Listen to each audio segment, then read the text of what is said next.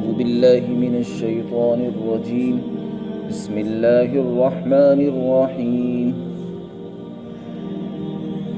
وبشر الذين آمنوا وعملوا الصالحات أن لهم جنات تجري من تحتها الأنهار كلما رزقوا منها من ثمرة رزقا قالوا هذا الذي رزقنا من قبل وأتوا به متشابها وَلَهُمْ فِيهَا أَزْوَاجٌ مُطَهَّرَةٌ وَهُمْ فِيهَا خَالِدُونَ۔ اور اے مخاطب، تم خوشخبری سنا دو ان لوگوں کو جو ایمان لائے اور انہوں نے نیک اعمال کیے کہ ان کے لیے ایسے باغات ہوں گے جنت میں جن کے نیچے نہریں جاری ہوں گی، اور جب ان کو وہاں سے کوئی پھل رزق کے طور پر کھانے کے لیے دیا جائے گا تو وہ کہیں گے کہ یہ تو وہی ہے جو ہمیں اس سے پہلے دیا گیا، اور انہیں وہ پھل ایک جیسے دیے جائیں گے، اور ان کے لیے جنت کے اندر پاکیزہ بیویاں ہوں گی اور وہ جنت میں ہمیشہ رہیں گے۔ اس سے پہلی آیات میں اللہ نے توحید کا بیان کیا، پھر رسالت اور قرآن کی حقانیت کو بیان فرمایا۔ اب یہاں سے ایمان کا تیسرا حصہ ہے، تیسرا رکن ہے آخرت، اس کو بیان فرمایا جا رہا ہے۔ ہم سب کا عقیدہ ہے کہ اس دنیا کے ختم ہونے کے بعد ایک دوسری دنیا قائم ہوگی جس کو آخرت کہتے ہیں، اور اللہ تعالی وہاں پر ہر ایک کا حساب لے گا۔ حساب کتاب کے بعد جنت اور جہنم کا فیصلہ ہونا ہے، تاکہ ہر ایک کے ساتھ انصاف کیا جا سکے۔ جنہوں نے نیک اعمال کیے دنیا میں رہ کر اور اپنی خواہشات کو دبایا، حرام سے اپنے آپ کو بچا کر رکھا، ان کو انہیں کے شایان شان بدلہ دیا جا سکے، اور جنہوں نے دنیا میں رہ کر اللہ کی نافرمانی کی ان کو ان کے اعمال کی سزا دی جا سکے۔ عقل بھی اس بات کا تقاضا کرتی ہے کہ ہر ایک کے ساتھ انصاف کا معاملہ ہو۔ اللہ نے اس کے لیے جنت اور جہنم تیار کر رکھی ہے۔ تو قرآن کریم کا ایک اسلوب ہے کہ اگر پہلے کسی کو ڈرایا جاتا ہے تو بعد میں پھر شوق دلانے کے لیے ترغیب دی جاتی ہے جنت کی نعمتوں کی۔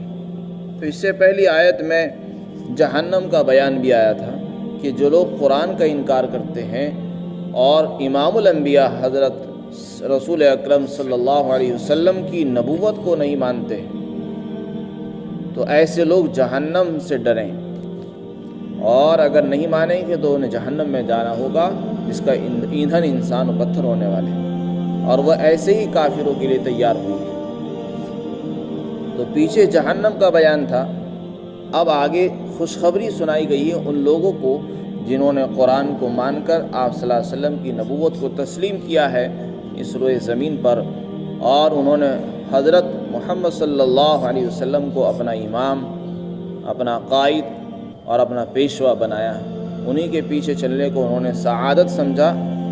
ایسے لوگ جو ہے وہ خوشخبری کے لائق ہیں، مبارکبادی کے لائق ہیں۔ ایک طریقہ تو یہ ہو سکتا تھا کہ اللہ فرماتے کہ تم لوگ خوش ہو جاؤ، تمہارے لیے جنت ہے۔ اللہ نے انداز بیان بھی اختیار اس طرح کیا کہ انہیں خود خوشخبری نہیں دی، فرمایا ایمان والوں کو کہ تم انہیں مبارکباد پیش کرو۔ جو ایمان لا چکے ہیں ایمان والے اس قابل ہیں کہ لوگ ایک دوسرے آپس میں دوسروں کو خوشخبری سنائیں، مبارکباد پیش کریں۔ اس سے پتہ چلا کہ ایمان والے اس لائق ہے کہ ہم ان کو خوشخبری دیں جنت کی، کہ بھئی تم ایمان کی وجہ سے جنت کے مستحق ہو، اللہ تمہیں جنت سے نوازے گا، تمہارے لیے وہاں پر نیک بیویاں ہوں گی، وہاں پر اللہ کی طرف سے میوے ہوں گے، اور تمہارے لیے انعامات ہونے والے ہیں۔ اس لیے آپ صلی اللہ علیہ وسلم کو خطاب کر کے فرمایا کہ اے پیغمبر، آپ ایمان والوں کو خوشخبری سنا دیجئے، ان کو بشارت دیجئے۔ بشارت کا مطلب ہوتا ہے ایسی خبر جس سے چہرہ کھل جائے، یعنی مبارکباد پیش کرنا۔ کن لوگوں کو خوشخبری سنانا؟ فرمایا جو ایمان والے ہیں، یہ پہلی شرط ہے۔ جس کے پاس ایمان ہے وہی اس کا مستحق اور حقدار ہے کہ اس کو آپ مبارکباد پیش کریں۔ ایمان کسے کہتے ہیں؟ اللہ کو ایک ماننا، اللہ کی ذات پر ایمان لانا، اس کی تمام صفات پر ایمان لانا، اور اس کو اپنی ذات میں صفات میں اکیلا سمجھنا کہ وہ اپنی صفات میں اکیلا ہے، قادر مطلق ہے، اس کی صفات میں کوئی اس کا شریک اور برابر کا نہیں ہے۔ اور ایمان کے جو ارکان ایمان مفصل میں بیان کیے گئے ہیں، فرشتوں پر ایمان لانا، آسمانی کتابوں پر ایمان لانا، جنت اور جہنم پر ایمان لانا، مرنے کے بعد دوبارہ زندگی ہونے پر ایمان لانا ہے، تقدیر پر ایمان لانا، یہ ایمان کے ارکان ہیں۔ ان سب کو اختیار کرنے کا نام ایمان ہے۔ ایمان کے ساتھ دوسری چیز بیان کی، نیک اعمال، صالحہ کہتے ہیں نیک عمل کو۔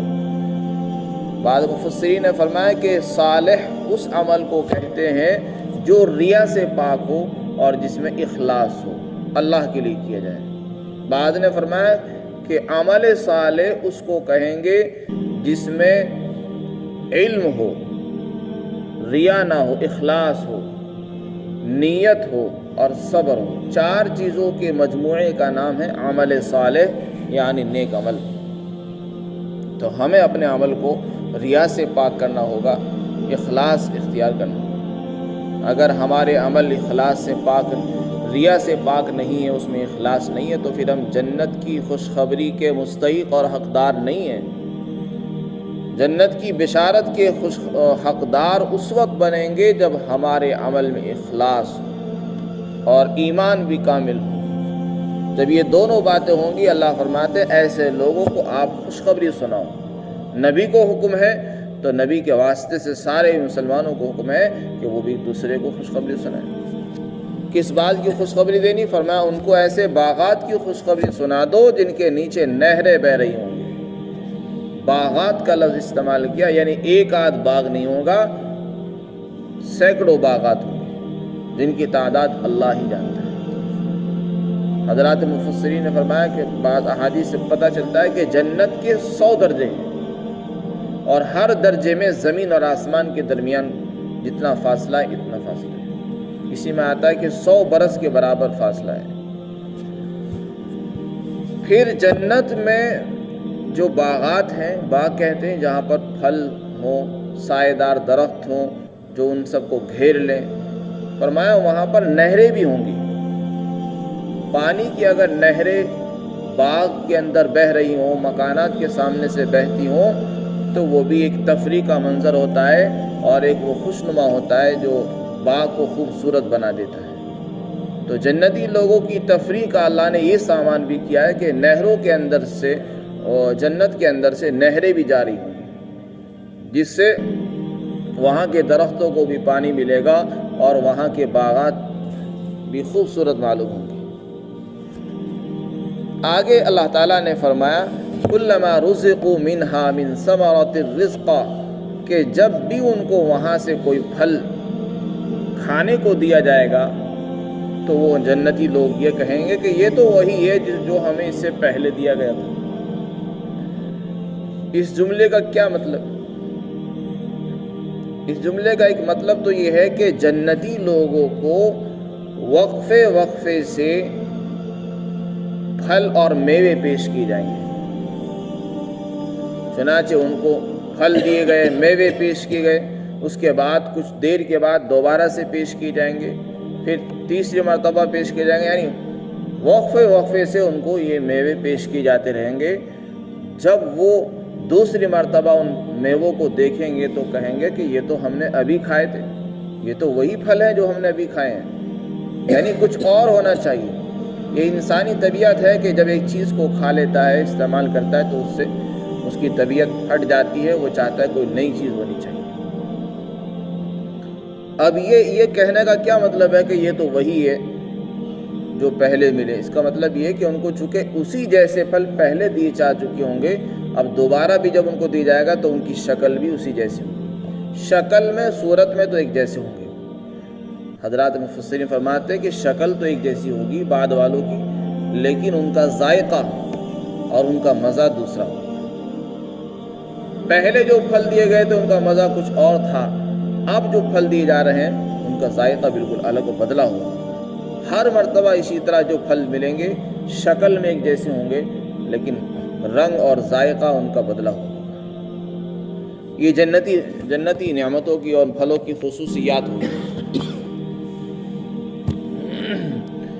قالوا هذا الذي رزقنا من قبل، کہ یہ تو پھل ہمیں اس سے پہلے دی۔ ایک مطلب تو اس کا یہ ہے۔ دوسرا مطلب اس آیت کریمہ کا یہ لکھا ہے کہ وہ جنتی لوگ یہ سوال، یہ جملہ اس لیے بولیں گے کیونکہ دنیا کے اندر جو پھل وہ کھایا کرتے تھے، جنت میں بھی اسی شکل کے پھل ان کو دیے جائیں گے، تو شکل اور صورت کی ایک جیسے ہونے کی وجہ سے وہ یہ بات کہیں گے کہ یہ پھل تو ہمیں اس سے پہلے دیے جا چکے، یہاں تو کوئی نئی چیز ہونی چاہیے۔ تو اس کا جواب حضرات مفسرین نے دیا ہے کہ وہ شکل میں ایک جیسے ہوں گے لیکن ان کی لذتیں الگ ہوں، مزہ اور ذائقہ بالکل الگ ہوں۔ آگے ارشاد فرمایا وَأُتُوا بِهِ مُتَشَابِهًا، اور انہیں جو پھل دیے جائیں گے وہ سارے کے سارے ہم شکل ایک جیسے ہوں۔ اس کا کیا مطلب ہے؟ اس آیت کریمہ کا مطلب یہ ہے کہ اللہ جو پھل دے گا وہ سب ایک جیسے ہوں گے۔ ایک جیسے ہونے کا مطلب یہ کہ سب کا رنگ ایک جیسا ہوگا، سب کی شکل ایک جیسی ہوگی، اور ایک مطلب یہ ہے کہ وہ صفائی میں برابر ہوں گے، صفائی میں ان میں کوئی داغ دھبا نہیں ہوگا۔ جیسے دنیا میں کوئی کانا ہوتا ہے، کوئی خراب ہے، کوئی صاف ستھرا ہے اور کوئی اندر سے خراب ہوتا ہے، ایسا نہیں ہوگا، بلکہ سارے بالکل صاف شفاف ہوں گے، شکل میں بھی، رنگ میں بھی، ذائقے میں بھی ایک جیسے ہوں گے۔ جس کو چاہیں گے اٹھا کر کھا سکتے ہیں، ایسا نہیں ہوگا کہ اس کا ذائقہ الگ ہے دوسرے کا ذائقہ الگ ہے، ہر ایک کا ذائقہ ایک جیسا ہوگا۔ وَأُتُوا بِهِ مُتَشَابِهًا، اس آیت کریمہ کا مطلب ہے وَلَهُمْ فِيهَا أَزْوَاجٌ مُطَهَّرَةٌ۔ تو اس سے پہلے تو کھانے کا بیان ہوا، اس کے بعد پھلوں کا بیان ہوا، اب یہاں سے فرمایا وَلَهُمْ فِيهَا، اور ان کو جنت میں پاکیزہ عورتیں دی جائیں گی۔ پاکیزہ عورتوں سے مراد یا تو دنیاوی عورتیں یا پھر وہ عورتیں ہوں گی جو اللہ تعالیٰ جنت کے اندر پیدا فرمائے گا۔ اِنَّا أَنشَأْنَاهُنَّ إِنشَاءً، اللہ جنت میں ہی کچھ عورتیں پیدا فرمائے گا جو بالکل جوان، خوبصورت، گوری اور بڑی بڑی آنکھوں والی ہوں گی، اور دنیا کی عورتوں کی طرح نہیں ہوں گی، بلکہ ان کو اللہ نے ہر طرح کی آلائش سے، ہر طرح کی گندگی سے ان کو پاکیزہ بنایا ہوگا۔ دنیا کی عورتوں میں جیسے کہ پیشاب پاخانے کی، بیماری کی اور پسینے کی جو بو ہوتی ہے اور حاجتیں ہوتی ہیں، وہ ان تمام حاجتوں سے، آلائشوں سے، گندگیوں سے، حیض و نفاس کی گندگیوں سے، ظاہری اور معنوی گندگیوں سے پاک ہوگی۔ دنیا کی عورتوں کے دلوں میں جو کینہ، کپٹ، حسد، بغض و نفرت ہوتی ہے، جنت کی عورتیں اس سے بھی پاک ہوں گی، یعنی ان کا بدن بھی پاک ہوگا اور ان کے دل بھی پاک ہوں گے، ظاہر میں بھی پاک ہے، باطن میں بھی پاک ہے۔ ایسی پاکیزہ عورتیں ان کو دی جائیں گی جو اپنے شوہروں سے محبت کرنے والی ہوں گی۔ وَهُمْ فِيهَا خَالِدُونَ، اور وہ اس میں ہمیشہ رہیں گے۔ یعنی یہ جملہ ارشاد فرما کر جنتی لوگوں کو تسلی دی، ایمان والوں کو، کہ جو تمہیں نعمت دی جائے گی وہ ہمیشہ کے لیے دی جائے گی۔ ایسا نہیں ہوگا کہ کچھ دنوں کے لیے دے دی گئی پھر بعد میں واپس چھین لی گئی، کیونکہ اس سے انسان کا مزہ خراب ہو جاتا ہے اور اس کا ذائقہ بھی مقدر ہو جاتا ہے۔ دنیا میں بھی انسان کو بہت سی نعمتیں مل جاتی ہیں، حکومت مل گئی، عہدہ منصب مل جاتا ہے، لیکن چند سالوں کے بعد وہ چھین لیا جاتا ہے یا وہ اس سے اتر جاتا ہے۔ تو جو پہلی جو عزت ہوتی ہے انسان کی وہ نہیں رہتی۔ جنت کے اندر ایسا نہیں، جنت میں انسان کو جو چیز ملے گی تو ہمیشہ کے لیے ملے گی، پائیدار ہوگی، برقرار رہے گی، کبھی چھینی نہیں جائے گی۔ یہ جنت کی نعمتوں کی خصوصیت ہے۔ اللہ تعالیٰ بار بار اس جملے کو ارشاد فرماتے ہیں قرآن میں کہ تم ہمیشہ وہیں رہو گے۔ یہ جملہ انسان کے لیے تسلی کا سامان ہے، یعنی کسی کو یہ وہم اور شائبہ نہیں ہونا چاہیے کہ وہاں جانے کے بعد ایسا نہ ہو کہ جانے کے بعد یہ کہہ دیا کہ چلو اب یہاں سے نکل جاؤ۔ جو ایک مرتبہ جنت میں پہنچ گیا دوبارہ سے وہاں نکلنا نہیں، ہمیشہ اسی میں رہنا۔ حقیقت تو یہ ہے کہ جنت کی نعمتوں کو ہم تصور بھی نہیں کر سکتے۔ اللہ کے رسول صلی اللہ علیہ وسلم کا ارشاد ہے، حدیث قدسی ہے، اللہ فرماتے ہیں کہ میں نے جنتی لوگوں کے لیے ایسی نعمتیں تیار کر رکھی ہے جس کو کسی آنکھ نے نہیں دیکھا، نہ کسی کان نے ان کو سنا ہے، نہ کسی کے دل میں ان کا خیال اور وسوسہ آیا ہے۔ اور اگر یقین نہیں آتا تو وہ ایک آیت ہے قرآن کی، اس کو پڑھ لو، فَلَا تَعْلَمُ نَفْسٌ مَّا أُخْفِيَ لَهُم مِّن قُرَّةِ أَعْيُنٍ، کہ کوئی نہیں جانتا خزانہ غیب کے اندر، پردہ غیب میں اللہ نے اس کے لیے کیا کیا نعمتیں، آنکھوں کی ٹھنڈک کا سامان ہم نے تیار کر رکھا ہے، ہم نے سب چیزیں چھپا رکھی۔ اسی لیے احادیث سے پتہ چلتا ہے کہ اگر تم جنت چاہتے ہو تو جنت کو ہم نے چھپا دیا ہے خواہشات کے پردے میں۔ یعنی اگر تم خواہشات سے، اللہ کے رسول نے فرمایا کہ جنت کو ڈھانپ دیا گیا ناگواریوں کے پردے سے، اور جہنم کو ڈھانپ دیا گیا ہے خواہشات اور لذتوں کے پردے سے۔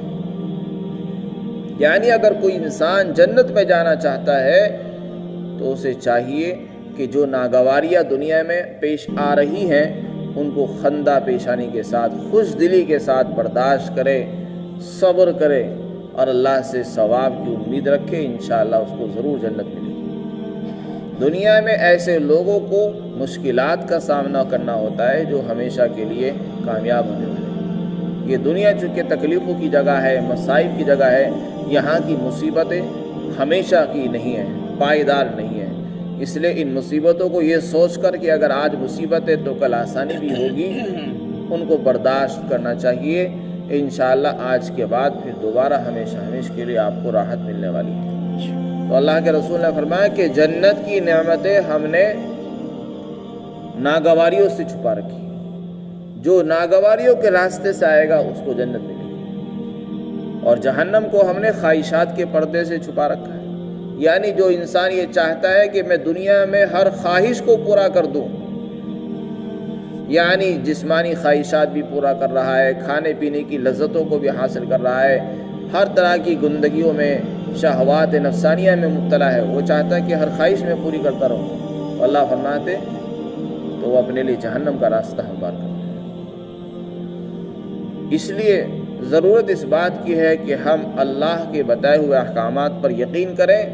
اللہ نے جن چیزوں سے ہمیں روکا ہے ان سے ہمیں رکنا ہے، اور جن چیزوں کے کرنے کا حکم دیا ہے ان پر ہمیں چلنا ہوگا، پھر انشاءاللہ یہ ساری نعمتیں انسان کو حاصل ہوں۔